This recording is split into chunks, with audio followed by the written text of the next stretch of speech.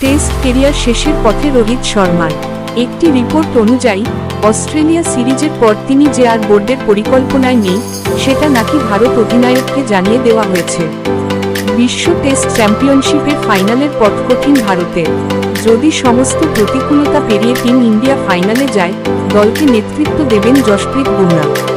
লাল বলের ক্রিকেটে তার ভবিষ্যৎ নির্ধারিত করতে বিরাট কোহলির সঙ্গে বৈঠকে বসবেন বোর্ডের নির্বাচকরা। তবে জানা গিয়েছে, রবীন্দ্র জাদেজাকে এখনই টেস্ট দল থেকে সরাতে চাইছে না বোর্ড।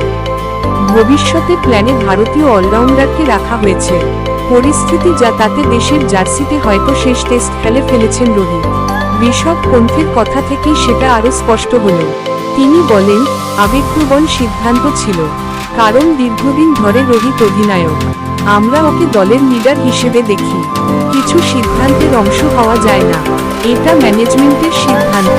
আমি সেই আলোচনার অঙ্গ ছিলাম না, তাই বলতে পারবো না। 3 টেস্টে রোহিতের গড় 6.2, সর্বোচ্চ রান 10।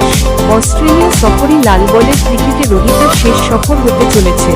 বর্দার গাভাস্কর সিরিজের পর 4 অভিজ্ঞ ক্রিকেটার রোহিত শর্মা, বিরাট কোহলি, রবিচন্দ্র অশ্বিন এবং রবীন্দ্র জাদেজার ভাগ্য নির্ধারণ হওয়ার কথা ছিল। তার মধ্যে সিরিজ চলাকালীন অশ্বিন নিজেই অবসর নিয়ে নেন।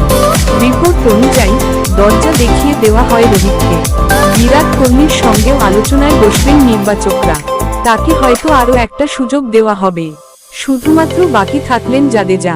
আপাতত ছাঁটাই হওয়ার সম্ভাবনা নেই ভারতীয় অলরাউন্ডারের।